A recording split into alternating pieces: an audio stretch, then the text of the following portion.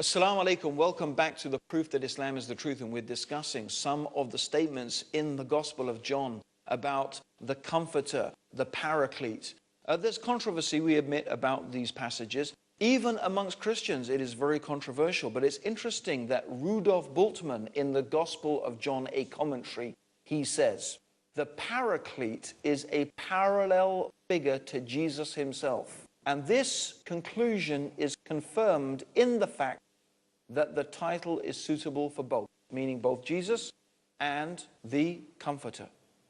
So he must be like Jesus, he must be similar to Jesus. And it is clear from 14:16 that there were sendings of two Paracletes, Jesus and his successor, the one following the other. So what we see, as I have described, how this description of the Comforter is so suitable for the Prophet Muhammad, may Allah's peace and blessings be upon him. And it is perhaps these verses in the Gospel of John that those Christians understood as to be referring to the coming of the Prophet Muhammad. Certainly, when you combine those things with the other prophecies in the Old Testament that we have been talking about in Deuteronomy, and how God will make a great nation out of Ishmael. Who on earth could that great nation from Ishmael be if it is not the Prophet Muhammad and his companions and the great civilization founded upon the belief in the one God, the worship of the one God, the creator of the heavens and the earth, the Quran that calls us to respect and love Moses, Abraham, Jesus, Noah, the prophet sent to the children of Israel. They are mentioned in the Quran. Who else could it be? Who else is this great nation if it is not the Ummah, the nation of Muhammad? May Allah's peace and blessings be upon him.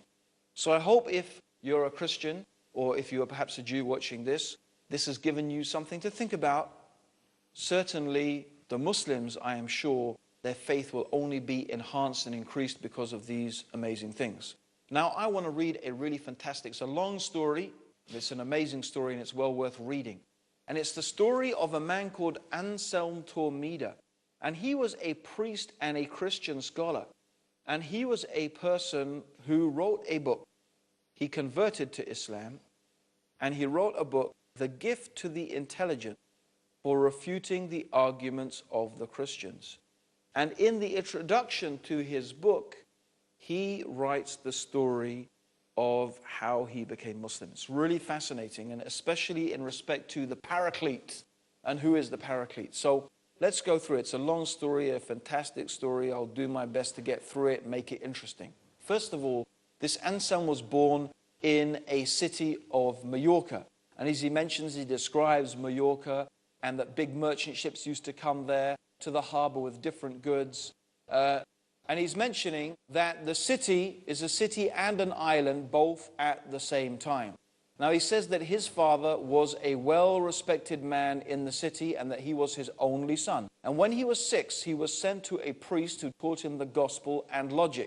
That's obviously common in those times, that the priests, in fact, were the only people who were really learned, and they could read and write. And there were also many of them well instructed in philosophy. So he learned the gospel and logic, and which he finished in 6 years. So this is by the time that he was 12. I lived in the church with an aged priest.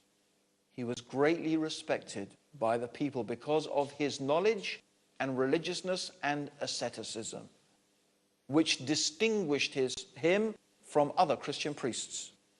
Questions and requests for advice came from everywhere, from kings and rulers, along with presents and gifts. They hoped that he would accept their presents and grant them his blessings. The priest taught me the principles of Christianity and its rulings. I became very close to him by serving and assisting him with his duties until I became one of his most trusted assistants, so that he trusted me with the keys of his room in the church and the food and the drink stores. He kept for himself only the key of a small room where he used to sleep, I think, and Allah knows best, that he kept his treasure chest in there.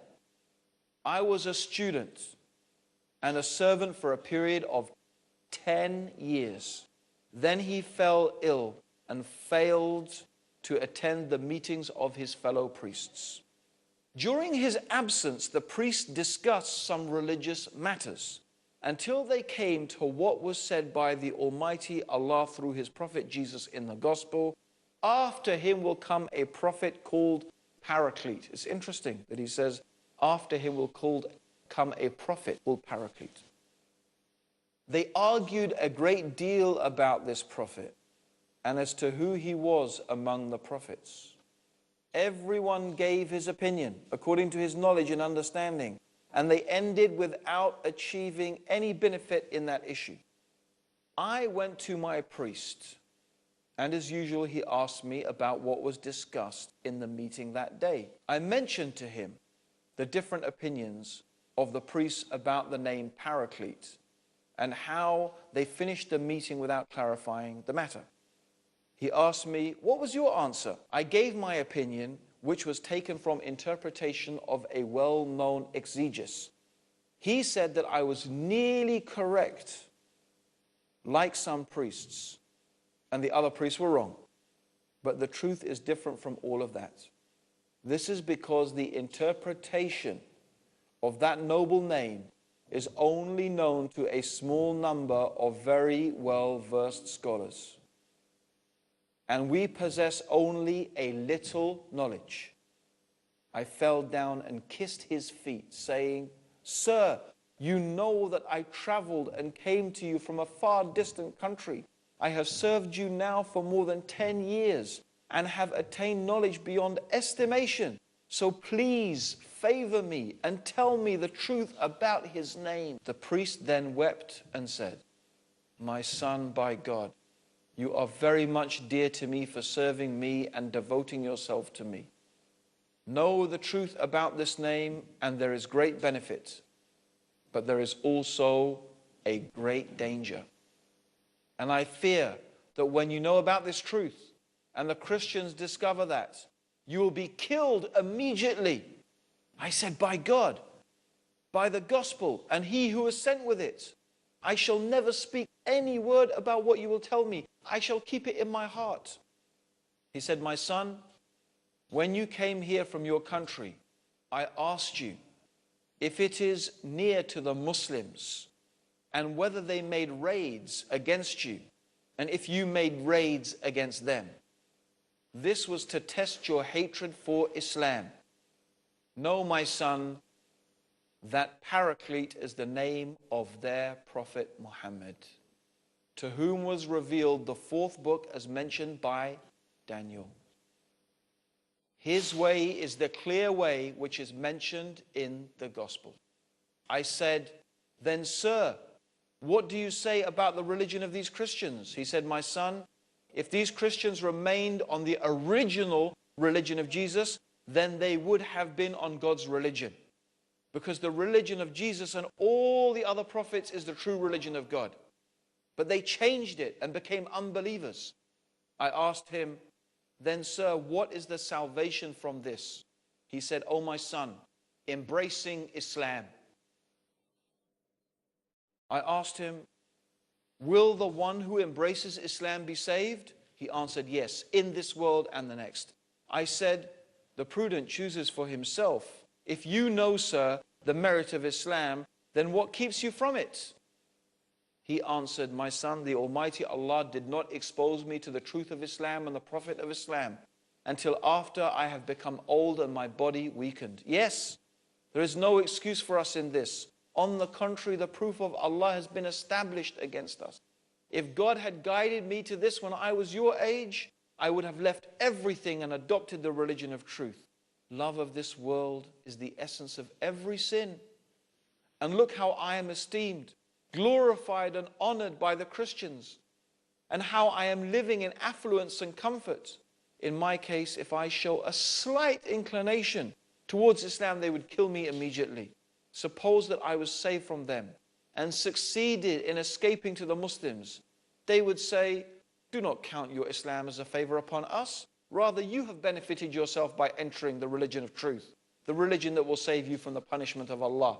So I would live amongst them as a poor man, of more than 90 years without knowing their language and would die amongst them starving. I am, and all praise is due to Allah on the religion of Christ and on that which He came with, and Allah knows this from me.